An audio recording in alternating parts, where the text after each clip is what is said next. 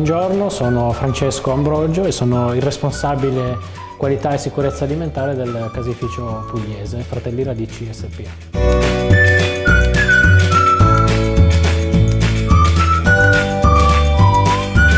Le principali attività svolte dall'azienda sono la trasformazione di latte vaccino e caprino in prodotti lattiero-caseari, quindi formaggi e ricotta.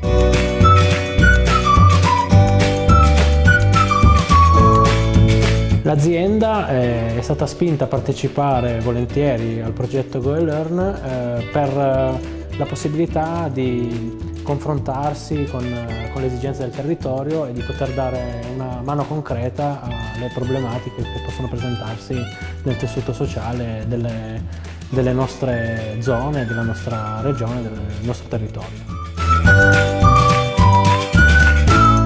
Sicuramente i punti di forza di questo progetto sono legati alla possibilità di dare un aiuto concreto e un supporto concreto ai ragazzi, dando la possibilità di conoscere quelle che sono le attività industriali, nel nostro caso le attività della trasformazione alimentare, anche andando oltre quello che è il semplice prodotto che puoi vedere sul banco di un supermercato, quindi riuscire a vedere che cosa c'è veramente dietro.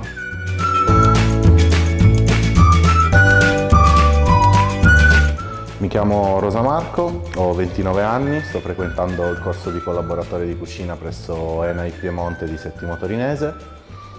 Seguiamo il progetto Go & Learn e ci troviamo in Casa Radici.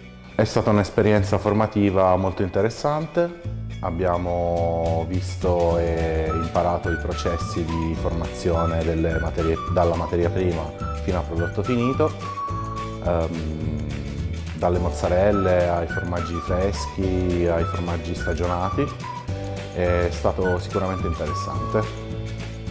Penso di aver imparato a non sottovalutare quando andrò nei supermercati a comprare una mozzarella, a vedere di quale stabilimento è.